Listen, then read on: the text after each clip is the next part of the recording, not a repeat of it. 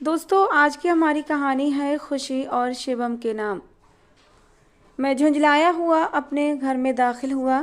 खाली जेब मेरा मजाक उड़ा रही थी। किचन में गया तो खाली डिब्बे देखकर मेरा दिल और भी जल उठा। भूख के मारे पेट में आग लगी हुई थी, लेकिन घर में खाने को कुछ भी नहीं था। एक डिब्बे में थोड़े से चावल पड़े हुए थे, वही उबाल कर खाए और पानी पीकर चारपाई पर लेट गया। आज मुझे खुद पर बहुत गुस्सा आ रहा था, क्योंकि पिछले 3 दिनों से मैं कोई भी काम करने में नाकाम था। इससे पहले कभी ऐसा नहीं हुआ था कि मैं घर में बिना पैसे के दाखिल होता। मैं जुआ खेलता था, चोरी करता था और भी छोटे मोटे धंधे करता था, लेकिन अपने खर्चों के लिए पैसे कभी कम नहीं होते थे। पर पिछले 3 दिनों से मेरी जेब बिल्कुल खाली थी और घर में खाने के लिए कुछ भी नहीं था। चारपाई पर लेटे लेटे मैं अपनी पिछली ज़िंदगी को याद करने लगा। बचपन में मेरी माँ मुझे बहुत प्यार से रखती थी। हम अमीर तो तब भी नहीं थे, लेकिन माँ कुछ ना कुछ करके मुझे खाना खिलाती थी। पर जब मैं सिर्फ 8 साल का था, माँ बीमारी की वजह से मुझे छोड़कर चली गई। तब से मैंने गलत काम करना शुरू कर दिया। लोगों की जेबें काटना, छोटी मोटी चोरी करना मेरा काम बन गया था। और तब से लेकर आज तक, आज मेरी उम्र 28 साल हो चुकी है और मैं यही काम कर रहा हूँ। कभी खुद को सुधारने या कोई अच्छा काम करने के बारे में सोचा ही नहीं। ये सब सोचते सोचते कब गहरी नींद में चला गया, मुझे पता ही नहीं चला। अभी सोए हुए कुछ ही देर हुई थी कि दरवाजे पर जोर जोर से धमाके की आवाज़ें सुनाई दी। मैं अचानक हड़बड़ाकर उठ बैठा। घड़ी देखी तो रात के 11 बज रहे थे। इस समय कौन आ सकता है? मैंने टूटे हुए दरवाजे की दरार से देखा तो मेरी जान निकल गई। ये तो वही लोग थे जिन्हें मैंने विदेश भेजने के नाम पर 20,000 रुपये ठगे थे, और अब वो लोग मेरे घर तक आ पहुँचे थे। पिछले कई दिनों से वो मुझे परेशान कर रहे थे कि या तो हमारे पेपर तैयार करके दो या फिर हमारे पैसे वापस करो। ना तो मेरे पास पैसे थे और ना ही मैं उनके पेपर तैयार करवा सकता था, क्योंकि मैंने उनसे झूठ बोलकर पैसे ठगे थे जो अब कब के खर्च हो चुके थे। मेरे पास भागने के अलावा अब कोई दूसरा रास्ता नहीं था। मैंने जल्दी से शर्ट पहनी और घर के पीछे की दीवार फांद कर गली की ओर भागा, लेकिन उन लोगों ने मुझे देख लिया था और अब वो लोग मेरे पीछे पीछे भाग रहे थे। मैं उनसे बचते बचाते काफ़ी दूर निकल आया था और फिर थोड़ी दूर पर मुझे एक घर दिखाई दिया, जो शायद शादी वाला घर था, क्योंकि वो घर रोशनियों से सजा हुआ था और मेहमानों का आना जाना लगा हुआ था। मैं चुपचाप सिर झुकाए कुछ लोगों के बीच से होता हुआ घर के अंदर दाखिल हो गया।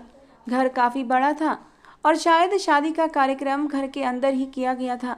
धीरे धीरे चलते हुए मैं घर के अंदरूनी हिस्से में पहुंच गया।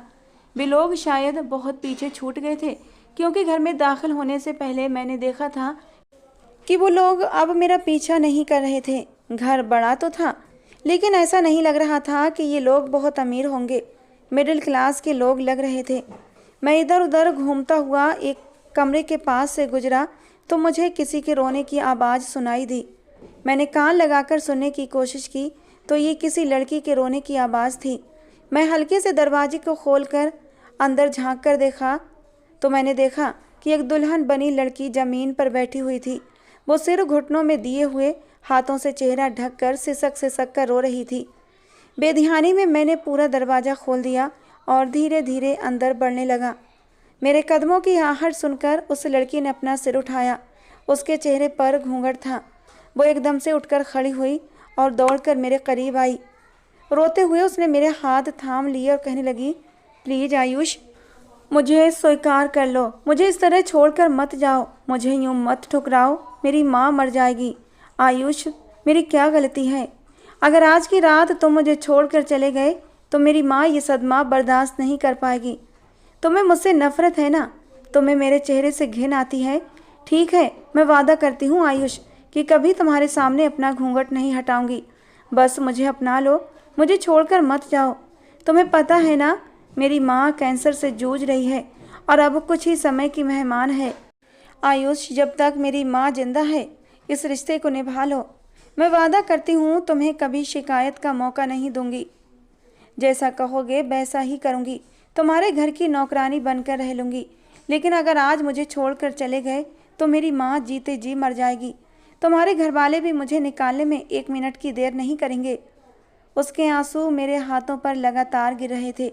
उसका घूंघट नेट का था, जिससे उसका चेहरा साफ दिखाई दे रहा था। उसकी बड़ी बड़ी आंखें आंसुओं से भरी हुई थीं और उसकी दूधिया रंगत पर फैला काजल उसकी खूबसूरती को और भी बढ़ा रहा था। मुझे समझ नहीं आ रहा था कि वो लड़की इतना क्यों रो रही थी, लेकिन धीरे धीरे उसके आंसुओं ने मेरे मन को भी पिघला दिया था। मैं उस लड़की को सीने से लगाना चाहता था, उसके दुखों को समेट लेना चाहता था, उसे तसल्ली देना चाहता था कि उसे रोने की ज़रूरत नहीं है, मैं उसे छोड़कर नहीं जाऊंगा। लेकिन अगले ही पल मैं हकीकत में लौट आया। वो जो कुछ भी कह रही थी वो मुझे नहीं, बल्कि शायद अपने पति आयुष से कह रही थी। मैं तो गलती से उसके कमरे में आ गया था। मैंने धीरे से उसके हाथों से अपना हाथ छुड़ाया और कमरे से बाहर निकलने लगा, लेकिन वो दौड़कर पीछे से मेरे वजूद से लिपट गई। उसकी नाजुक काया मुझसे टकराई तो मेरे दिल में एक हलचल सी मच गई थी। दिल की धड़कनें तेज रफ्तार ट्रेन की तरह दौड़ने लगीं। वो रोते हुए कहने लगी, आयुष प्लीज़ मुझे छोड़कर मत जाओ। मैं वादा करती हूँ जब तक मेरी माँ जिंदा है तब तक ही तुम्हारी ज़िंदगी में रहूँगी। माँ के जाते ही मैं खुद ब खुद तुमसे दूर चली जाऊँगी। फिर तुम अपनी पसंद से शादी कर लेना, लेकिन अभी मुझे छोड़कर मत जाओ। ये कहते हुए वो पीछे से हटकर मेरे सामने आ गई और फिर मेरे सीने से लिपट गई। उसके आंसू मेरी शर्ट को भिगोने लगे और पता नहीं वो कौन सा कमज़ोर पल था, लेकिन खुद ब खुद मेरे हाथ उठे और उसकी कमर के आसपास लिपट गए। मैं एक मर्द था और ये पल बहुत नाजुक थे। वो खूबसूरत नाजुक सी लड़की मेरे सीने से लगी हुई थी और ख़ुद को मेरे हवाले कर रही थी। शायद उसने अपने पति को कभी नहीं देखा था, इसलिए वो मुझे ही अपना पति समझ रही थी। मैंने उसे अपनी बाहों में उठाया और बिस्तर पर लिटा दिया। मेरी इस हरकत पर उसके चेहरे पर सुकून उतर आया। वो अपने आंसू पोंछने लगी। अगले ही पल मैंने हाथ बढ़ाकर साइड टेबल पर रखा लैंप बंद कर दिया और उसे अपनी बाहों में समेट लिया। धीरे धीरे मैंने उसकी ज्वेलरी उतारनी शुरू कर दी और कुछ ही देर बाद उसका नाजुक शरीर मेरी बाहों में था। वो रात मेरी ज़िंदगी की सबसे हसीन रात साबित हुई थी। मैं तो एक ही रात में उस लड़की का दीवाना हो गया था। इतना खूबसूरत एहसास मुझे आज तक कभी नहीं हुआ था। ऐसा नहीं था कि मैंने पहले कभी लड़कियों के साथ रातें नहीं बिताई थीं, लेकिन जो एहसास मुझे आज की रात उस लड़की के साथ हुआ वो पहले कभी नहीं हुआ था। वो मासूम और नाजुक सी लड़की मेरे दिल में एक ख़ास जगह बना गई थी। मेरा मन ही नहीं कर रहा था कि मैं उसे अपने आप से दूर करूं। मैं उसे अपनी बाहों में जकड़े हुए लेटा था। मैंने अपने मुंह से अब तक एक शब्द भी नहीं कहा था, जबकि मेरी संगत पाकर वो लड़की गुलाब की तरह खिल उठी थी। कहने लगी, आयुष तुमने मेरे ऊपर बहुत बड़ा एहसान किया है मुझे अपनाकर। मैं तुम्हारा ये एहसान ज़िंदगी भर नहीं भूलूंगी। ये कहकर उसने अपना सिर मेरे कंधे पर टिका दिया था और मैंने भी उसे अपनी बाहों में कस लिया था। कुछ ही देर बाद वो लड़की गहरी नींद में सो चुकी थी, लेकिन मेरी आंखों में नींद नहीं थी। मैं कैसे सो सकता था, क्योंकि ना तो ये कमरा मेरा था, ना ये घर, और ना ही मेरी बाहों में सोई हुई लड़की मेरी पत्नी थी। मैं एक बार लाइट जलाकर उसके खूबसूरत चेहरे को देखना चाहता था, उसके मासूम से चेहरे को अपनी निगाहों में उतारना चाहता था, जिससे कि ज़िंदगी भर वो मुझे याद रहे। लेकिन मैं ऐसा नहीं कर पाया। मैं चुपचाप यहाँ से निकल जाना चाहता था। मैंने धीरे धीरे उसे अपने आप से दूर किया और खिड़की के रास्ते बाहर निकल गया। खिड़की से बाहर निकलते हुए मैंने एक बार सोई हुई उस लड़की पर नज़र डाली। पता नहीं क्यों मेरा दिल बेचैन हो उठा। क्या आज जो कुछ भी हुआ था वो सही था? दिल ने कहा, नहीं, बिल्कुल नहीं। तुमने इस लड़की के साथ गलत किया है। वो तो मासूम है, उसने तुम्हें अपना पति मानकर अपना सब कुछ तुम्हारे हवाले किया, लेकिन तुमने उसकी मासूमियत का फ़ायदा उठाया। तुमने बहुत बड़ा पाप किया है और इसकी सज़ा तुम्हें ज़रूर मिलेगी। मेरा दिल एकदम बेचैन हो गया था। मन में आया कि मैं वापस उसके पास जाऊं और उसे सच्चाई बता दूं, लेकिन अगले ही पल मैंने खुद को रोक लिया। अगर मैं उसे सच्चाई बताता तो वो और भी टूट कर बिखर जाती, और मेरे अंदर भी इतनी हिम्मत नहीं थी कि मैं उसे सच्चाई बता पाता।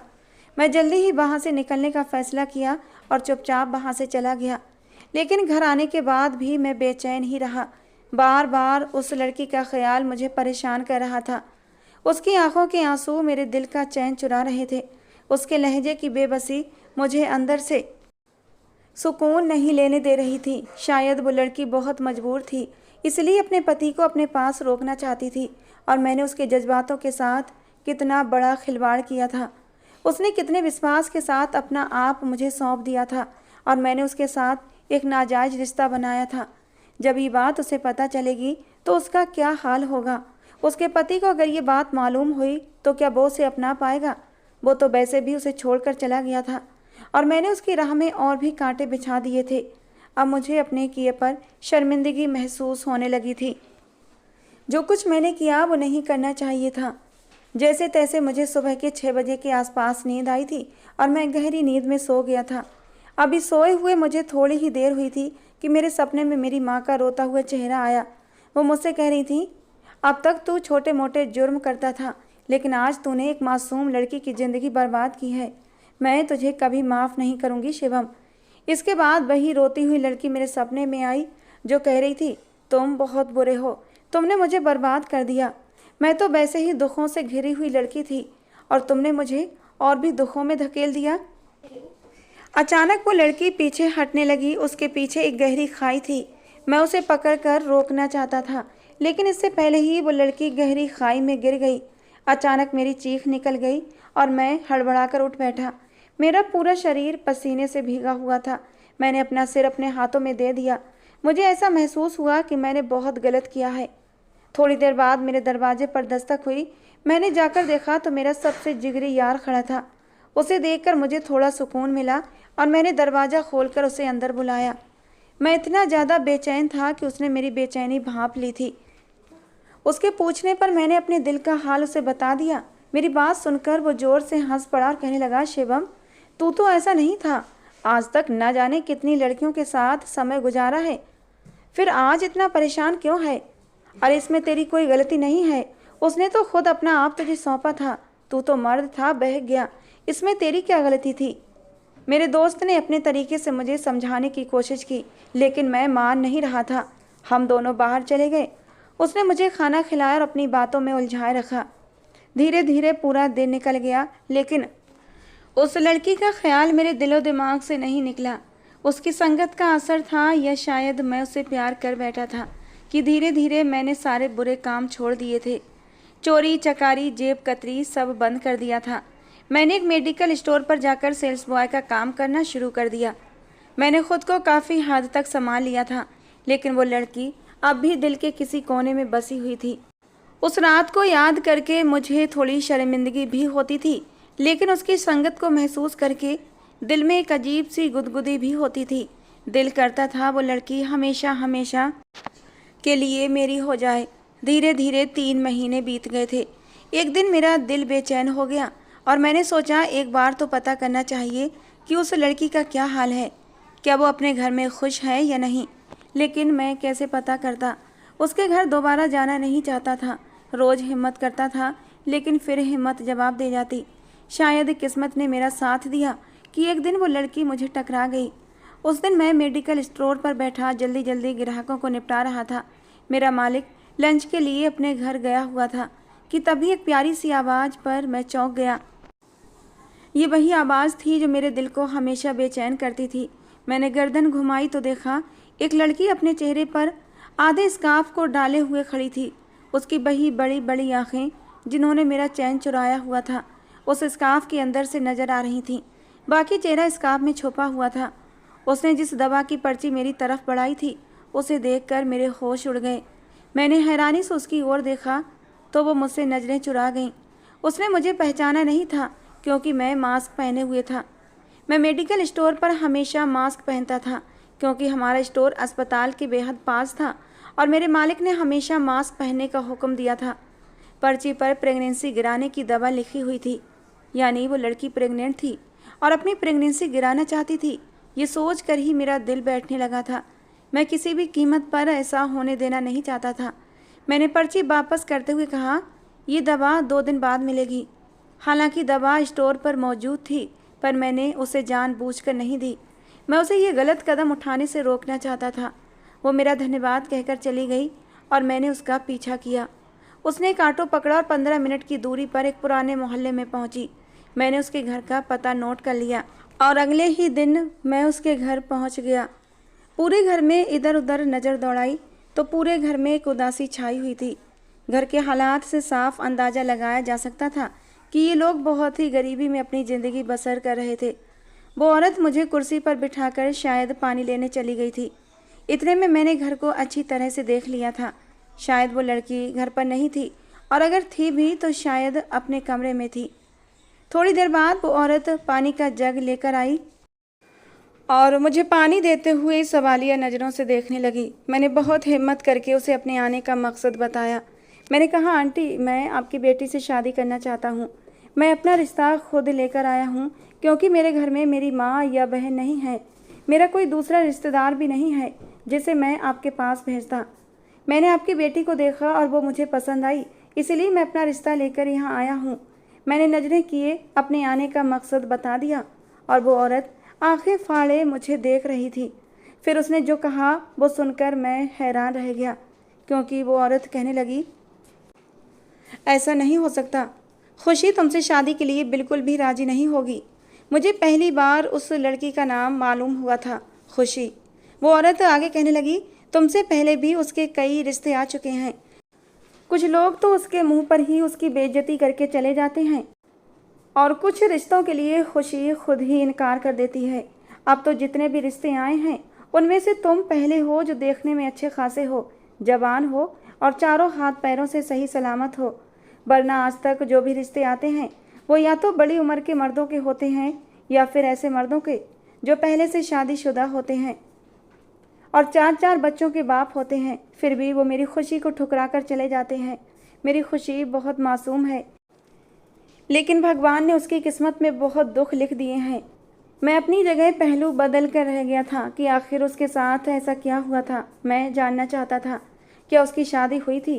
क्या उसके पति ने उसे नहीं अपनाया था? क्या वो सच में उसे छोड़कर चला गया था? मैं अनजान बनते हुए बोला, खुशी शादी क्यों नहीं करना चाहती? आखिर वो खूबसूरत है, उसमें कोई कमी नहीं है। फिर वो क्यों तन्हा जिंदगी बिता रही है? मेरी बातें सुनकर उस औरत की आंखों में आंसू भर आए थे। कहने लगी, अगर वो खूबसूरत होती तो उसका पति उसे तलाक न देता। शायद वो औरत भी अपना दुख किसी से बांटना चाहती थी, अपने दिल का गम हल्का करना चाहती थी, इसीलिए उसने मुझे सब कुछ बताना शुरू कर दिया। वो कहने लगी, मेरी बेटी सिर्फ 5 साल की थी जब उसके बाप का देहांत हो गया था। मैंने बड़ी मुश्किल से उसे पाल पोस कर बड़ा किया था। जब वो 20 साल की हुई तो मैंने उसके लिए रिश्ते देखना शुरू कर दिए, लेकिन मेरी बेटी के लिए रिश्ते तो बहुत आते थे, पर उसे देखते ही इनकार कर देते। और वजह ये थी कि मेरी बेटी का आधा चेहरा जला हुआ था, जो देखने में बदसूरत लगता है। जब वो छोटी थी तो मेरे साथ किचन में खड़ी थी और मुझसे खाना मांग रही थी। गलती से गर्म खौलता हुआ तेल उसके आधे चेहरे पर गिर गया था, और तभी उसका चेहरा बहुत ज़्यादा जल गया था। तब से उसका आधा चेहरा खराब हो गया था। इसी वजह से जितने भी रिश्ते आते थे वे उसे देखकर इनकार कर देते थे। बड़ी मुश्किल से एक रिश्ता आया था जिसने खुशी को पसंद कर लिया था, और लोगों की शर्त ये थी कि जिस मकान में हम रहते हैं वो मकान लड़के के नाम करना होगा। मेरी पूरी दुनिया मेरी बेटी और वो मकान ही था जिसे मेरे पति ने अपनी ज़िंदगी में बड़ी मेहनत से बनाया था। लेकिन फिर मैंने सोचा कि आखिर ये सब कुछ खुशी का ही तो है, चाहे शादी के बाद हो या पहले। इसीलिए मैंने खुशी खुशी वो मकान लड़के के नाम कर दिया था। लेकिन लड़के की माँ और बहनों ने मेरे साथ धोखा किया। उन्होंने अपने लड़के को नहीं बताया कि लड़की का आधा चेहरा खराब है, इसलिए लड़का शादी के लिए राजी हो गया था। लेकिन जब शादी के वक्त उसने खुशी को देखा तो वो गुस्सा हो गया और शादी से इनकार करने लगा।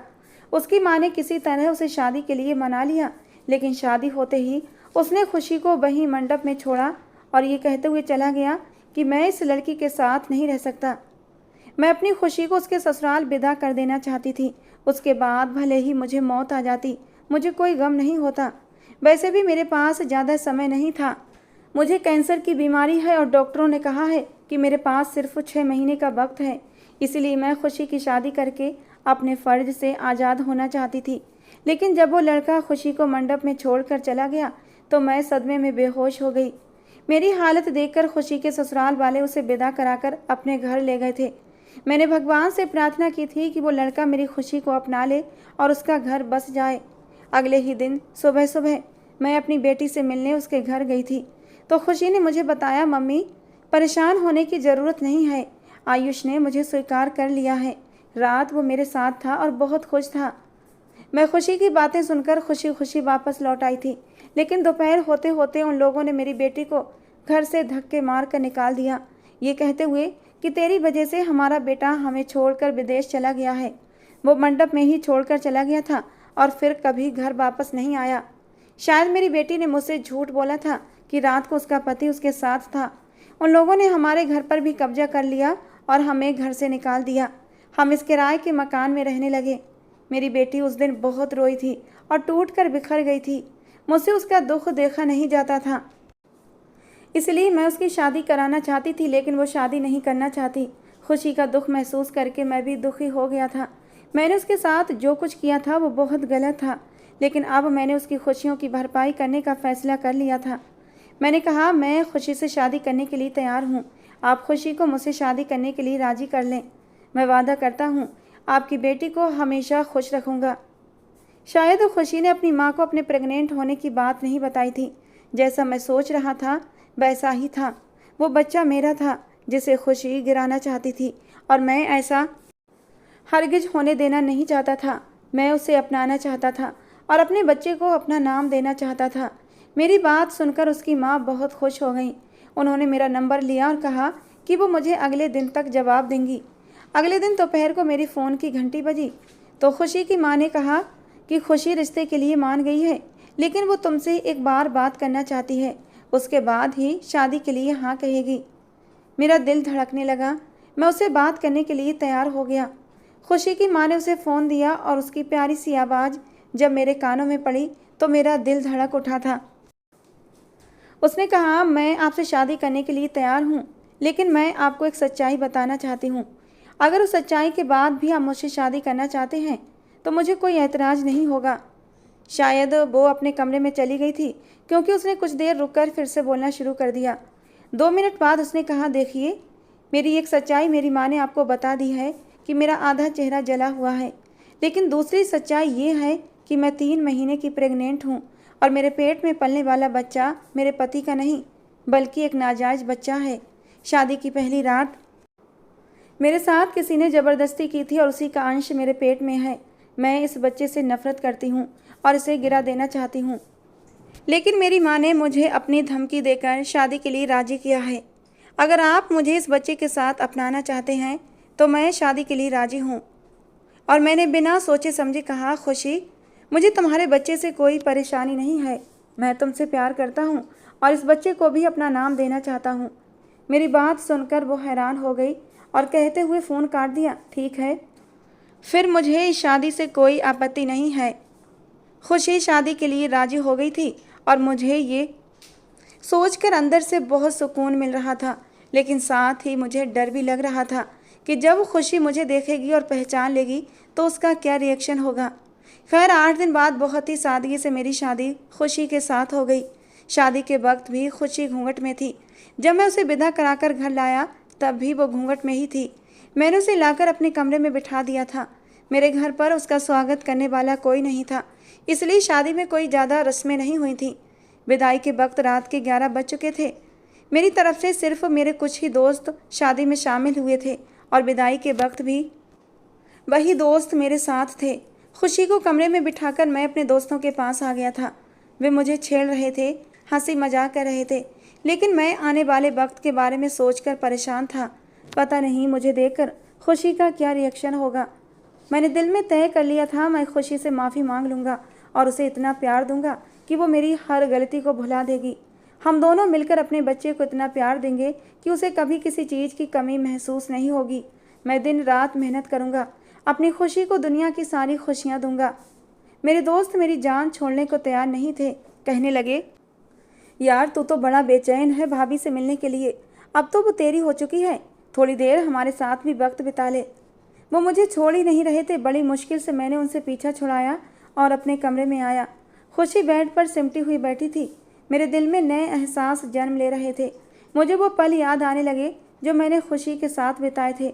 उस वक्त भी वो दुल्हन बनी थी और आज भी दुल्हन बनकर मेरे सामने बैठी थी। उस वक्त वो किसी और की दुल्हन थी, लेकिन आज वो मेरी दुल्हन थी। मैं धीरे से चलता हुआ उसके सामने जाकर बैठ गया और उसके कांपते हुए हाथ अपने हाथों में ले लिए। मैंने कहा, खुशी, मैं तुमसे बहुत प्यार करता हूँ। पिछले 3 महीने में कोई ऐसा पल नहीं गया जब मैंने तुम्हें याद न किया हो। मैंने हर दिन भगवान से तुम्हें मांगा है। अचानक ही उस दिन तुम मुझे मिल गई और मैंने तुरंत अपना रिश्ता तुम्हारे घर लेकर चला गया। खुशी, वादा करो मुझसे, हालात चाहे जैसे भी हों, तुम मुझसे मुंह नहीं मोड़ोगी, मुझे छोड़कर नहीं जाओगी। वो हैरानी से मेरी बातें सुन रही थी और फिर उसने झटके से अपनी गर्दन उठाई और अगले ही पल अपना घूंघट हटा दिया। उसकी बड़ी बड़ी आंखें मुझे देखकर और भी बड़ी हो गईं। वो मुझे पहचान चुकी थी। अगले ही पल उसने अपने हाथ मेरे हाथों से खींचे और लड़खड़ाती आवाज़ में बोली, तुम वही हो ना जिसने मुझे बर्बाद किया था। ये कहते कहते वो चीखने चिल्लाने लगी। वो एकदम पागल सी हो गई थी। मैंने आगे बढ़कर उसे अपने बाजुओं में जकड़ लिया और कहा, खुशी प्लीज होश में आओ। जो कुछ हुआ था वो जज्बातों में बहकर हुआ था। मेरा इरादा ऐसा नहीं था, लेकिन मैं उस रात के लिए आज भी शर्मिंदा हूँ। मैंने हर पल भगवान से माफ़ी मांगी है। मैं तुम्हारे पास आना चाहता था, लेकिन मुझे लगा तुम अपने पति के साथ खुश होगी। मैं उसे बाहों में लेकर शांत करने की कोशिश कर रहा था, लेकिन वो मेरी बाहों से निकलने की हर मुमकिन कोशिश कर रही थी। वो रो रही थी और ज़ोर ज़ोर से चीख चिल्ला रही थी। कहने लगी, उस दिन तुमने मुझे बर्बाद कर दिया था, मेरा सब कुछ ख़त्म हो गया था। शायद मेरे ससुराल वाले मुझे मेरे पति के नाम पर बिठाए रखते, मैं उनके हाथ पैर जोड़ लेती, लेकिन जो तुमने मेरे साथ किया उसने मुझसे मेरे जीने की वजह छीन ली थी। जब मुझे पता चला मेरा पति तो उस रात मेरे कमरे में आया ही नहीं था, वो तो मंडप से ही मुझे छोड़कर चला गया था। लेकिन मैं तो उस रात किसी और मर्द के साथ थी। अब मैं किस आधार पर अपनी सास से कहती कि मुझे इस घर में रहने की जगह दे दें। मैं केवल आपके बेटे के नाम पर इस घर में रह लूँगी। मैंने अपने होंठ से लिए थे, एक शब्द भी अपने मुंह से नहीं कहा था, और मेरी सास ने मुझे घर से निकाल दिया। और तुम जैसे घटिया इंसान ने अपनी हवस के हाथों मजबूर होकर मेरी पूरी ज़िंदगी बर्बाद कर दी। तुमने उस रात अपनी इच्छाओं को संतुष्ट किया और मुझे छोड़कर चले गए, और अगले दिन से मेरी ज़िंदगी नर्क बन गई। मैंने पल पल तकलीफ झेली है, मुझे एक पल का भी सुकून नहीं मिला। जब मुझे पता चला मैं माँ बनने वाली हूँ, तो मैं उस दिन फूट फूट कर रोई थी। मैं अपनी माँ को ये खबर देकर उन्हें दुखी करना नहीं चाहती थी, उन्हें बेमौत मारना नहीं चाहती थी। खुशी के लिए मेरी आंखों में आंसू थे और मैं जानता था कि मैंने उसके साथ गलत किया था। 3 महीने उसने जिस तकलीफ़ में काटे थे मैं उन्हें जानता था, लेकिन मैं उस दुख की भरपाई करना चाहता था। इसी इरादे से मैंने उसे समझाने की कोशिश की, लेकिन अगले ही पल खुशी मेरे बाजुओं में झूल गई थी। वो बेहोश हो चुकी थी। डर के मारे मेरी हालत ख़राब हो गई और मैं उसे जल्द से जल्द अस्पताल लेकर भागा। डॉक्टर ने कहा कि मानसिक तनाव की वजह से बेहोश हुई है, थोड़ी देर में उसे होश आ जाएगा। पूरे 3 घंटे बाद खुशी को होश आया था। मैं धीरे धीरे उसके कमरे की तरफ बढ़ा। उसके हाथ में अभी ड्रिप लगी हुई थी और उसकी आंखों में वीरानी छाई हुई थी। वो छत की तरफ देख रही थी। आंखों से आंसू बहकर तकिए के अंदर जा रहे थे। मैं चुपचाप उसके पास जाकर बैठ गया और उसके हाथ को अपने हाथों में थाम लिया। उसने अपना हाथ मेरे हाथों से छुड़ाने की कोशिश नहीं की। मैंने विनती की, प्लीज़ खुशी, जो कुछ हुआ उसे भूल जाओ। मैं मानता हूँ वो रात तुम्हारी बर्बादी का कारण बनी थी, लेकिन भगवान जो करता है अच्छा ही करता है। अगर वो रात तुम्हारी ज़िंदगी में न आती, अगर उस रात में तुम्हारी ज़िंदगी में न आया होता, तो तुम आज भी अपने पति का इंतज़ार कर रही होती, आज भी अपने ससुराल वालों को जुल्म सितम को सह रही होती और अपनी ज़िंदगी के दिन काट रही होती। लेकिन भगवान को तुम्हारे जीवन में खुशियाँ लानी थी, इसलिए उसने मेरा और तुम्हारा मिलन करा दिया। उस रात तुम किसी और की दुल्हन बनी थी, लेकिन वो रात तुम्हारी मेरे लिए थी। उस रात हमारी ज़िंदगी की शुरुआत हुई थी। मेरे बच्चे को तुम्हारी कोख से जन्म लेना था। अस्पताल से डिस्चार्ज होने के बाद मैं उसे घर ले आया। धीरे धीरे खुशी सामान्य जीवन में लौटने लगी, लेकिन उसका रवैया मेरे साथ अब भी ठंडा और नफरत भरा था। हालांकि मैं उसका बहुत ख्याल रखता था, उसके खाने पीने और पहनने ओढ़ने का। खुशी मेरी लाई हुई चीज़ों को इनकार नहीं करती थी, बल्कि आराम से ले लेती थी, और मेरे लिए यही काफ़ी था। 2 महीने के बाद ही खुशी की माँ की मौत हो गई थी, और खुशी की माँ ने मरने से पहले खुशी को और मुझे अपने पास बुलाया था। खुशी को अपने सीने से लगाते हुए कहा था, खुशी, मुझे अपने मरने का कोई गम नहीं है, क्योंकि शिवम जैसा अच्छा जीवन साथी तुम्हें मिल चुका है। मैंने उसकी आंखों में तुम्हारे लिए सच्ची मोहब्बत देखी है, उसके साथ हंसी खुशी ज़िंदगी बिताना। अपनी माँ के जाने के बाद खुशी काफ़ी दिन तक दुखी रही थी और मैंने उसे संभाल लिया था। अब धीरे धीरे खुशी मेरी तरफ खींचने लगी थी, मुझसे बातें भी कर लेती, मेरे काम भी अपने हाथों से करने लगी थी। 6 महीने बाद खुशी ने एक प्यारी सी बेटी को जन्म दिया। मैं अपनी बेटी को देखकर बहुत खुश था। जब नर्स ने आकर बताया कि तुम्हारी पत्नी तुमसे मिलना चाहती है तो मैं तुरंत अंदर चला गया। खुशी चुपचाप लेटी हुई थी और उसके हाथ में हमारी बच्ची थी। उसने वो बच्ची मेरे हाथों में दे दी और कहा, संभालो अपनी अमानत। मैंने ये 6 महीने बहुत दर्द से गुजारे हैं। मैंने जब भी तुम्हारी तरफ कदम बढ़ाने की कोशिश की तो मुझे वो पल याद आने लगते थे जब तुमने मेरी मजबूरी का फ़ायदा उठाया था और मेरे साथ नाजायज़ रिश्ता बनाया था। मैं तुम्हारी अमानत तुम्हें सौंप कर हमेशा हमेशा के लिए तुम्हारी ज़िंदगी से निकल जाना चाहती हूँ। खुशी के इस फैसले पर मेरा दिल तड़प उठा था। मैंने उसके पास बैठ गया और उसके दोनों हाथों को थाम लिया और फफक फफक कर रोने लगा। मैंने कहा, खुशी, मेरी गलती की इतनी बड़ी सज़ा मत दो। मैं तुम्हारे और अपनी बेटी के बिना जी नहीं सकता। मुझे माफ़ कर दो खुशी, हमारी बेटी की खातिर ही सही। अगले दिन मैं खुशी को और अपनी बच्ची को अस्पताल से घर ले आया था। खुशी ने मुझे छोड़कर जाने की बात दोबारा नहीं की थी, लेकिन अब भी उसका रवैया मेरे साथ ठंडा ही था। हमारी बच्ची परी 3 महीने की हो चुकी थी। बच्ची को जन्म देने के बाद खुशी पहले से भी ज़्यादा निखर गई थी। कभी कभी मैं सोचता था कि उसका पहला पति कितना बदनसीब था जो उसे बदसूरती का ताना देकर भाग गया था। खुशी के कान के नीचे का थोड़ा सा हिस्सा जला हुआ था, लेकिन वो इतना बुरा नहीं लगता था, और जिनसे सच्ची मोहब्बत होती है उन्हें अपने महबूब की कमियां दिखाई नहीं देती। और मुझे भी खुशी के चेहरे का वो जला हुआ निशान दिखाई नहीं देता था। उस दिन मैं मेडिकल स्टोर से अपना काम ख़त्म करके वापस आया तो मुझे कुछ अपनी तबीयत ख़राब सी महसूस हो रही थी। मैंने खुशी से कहा कि आज खाना नहीं खाऊंगा, बस 1 कप चाय बना दो। ये कहकर मैं कमरे में चला गया। खुशी के चेहरे पर मेरी स्थिति देखकर चिंता के भाव थे, लेकिन उसने कुछ कहा नहीं। थोड़ी देर बाद वो मेरे लिए चाय बनाकर लाई। चाय देते वक्त उसका हाथ मेरे हाथ से टकराया और वो एकदम चौंक गई। उसने कहा, आपको तो बहुत तेज़ बुखार है। मैंने जवाब दिया, मामूली बुखार है, खुद ही ठीक हो जाएगा। मैंने बुखार की टेबलेट ले ली है, उतर जाएगा। लेकिन चाय देने के बाद भी खुशी कमरे से गई नहीं थी। वो अभी वहीं खड़ी थी, अपनी उंगलियों को मरोड़ रही थी। शायद वो कुछ कहना चाहती थी लेकिन कह नहीं पा रही थी। मैंने पूछा, खुशी, क्या बात है, कुछ कहना चाहती हो? उसने कहा, हाँ, मैं ये कह रही थी कि बुखार को इस तरह नज़रअंदाज मत करो। अगर बढ़ गया तो समस्या हो जाएगी। ऐसा करो, अभी डॉक्टर से दवाई ले आओ। उसके लहजे में मेरे लिए चिंता थी और ये देखकर मुझे अच्छा लगा। मेरे चेहरे पर हल्की सी मुस्कान आ गई थी। लेकिन वो रात मेरे लिए बहुत भारी साबित हुई थी। मेरा बुखार बहुत बढ़ गया था, लेकिन मुझे अपने बुखार की परवाह नहीं थी। मुझे तो खुशी इस बात की थी कि पूरी रात खुशी मेरे करीब रही थी। उसने मेरे माथे पर ठंडे पानी की पट्टियाँ रखीं। उसकी संगत पर मेरा दिल सुकून से भर गया था। कम से कम खुशी को मेरी परवाह तो थी, ये सोचकर मुझे सुकून मिला। सुबह करीब 4 बजे मेरा बुखार कम हुआ था और जब मैंने आंखें खोली तो देखा कि खुशी मेरे सीने पर सिर रखकर सो रही थी। मैंने अपना हाथ उसके कंधे पर रखा और मेरा स्पर्श पाकर वो अचानक चौंक गई थी। मुझे देखकर वो हड़बड़ाकर उठ बैठी। जल्दी जल्दी मुझे छूकर देखने लगी। उसकी हड़बड़ाहट पर मैं जोर से हंस पड़ा था। मैंने कहा, क्या बात है, मैं बिल्कुल ठीक हूँ, इतना परेशान होने की ज़रूरत नहीं है। वैसे मुझे तो पता ही नहीं था कि तुम मुझसे इतना प्यार करती हो। मैं तो ये सोच रहा था कि तुम मुझसे नफरत करती हो। अगर मुझे पता होता तो मैं इससे पहले ही बीमार पड़ जाता और तुम्हारी मोहब्बत का लुत्फ़ उठाता। मेरा इतना कहना था कि खुशी तड़पकर मेरे सीने से लिपट गई थी और फूट फूट कर रोने लगी। कहने लगी, तुम बहुत बुरे हो, तुमने मुझे बहुत दुख दिए हैं, लेकिन फिर भी मैं तुमसे मोहब्बत करती हूँ। तुम मेरी बच्ची के बाप हो, तुम मेरे सब कुछ हो।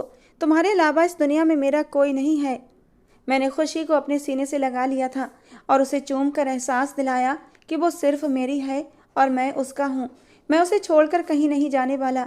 खुशी की संगत में ज़िंदगी बहुत हसीन हो गई थी। हम दोनों ने मिलकर अपनी ज़िंदगी की नई शुरुआत की और अपनी बच्ची की परवरिश करने लगे। दोस्तों, आज की हमारी कहानी थी खुशी और शिवम के नाम। आपको कैसी लगी ज़रूर बताना। पसंद आई हो तो प्लीज़ लाइक करना। रोज़ एक नई कहानी सुनने के लिए हमारे चैनल को भी सब्सक्राइब करना। मिलते हैं दोस्तों अगली किसी नई कहानी के साथ।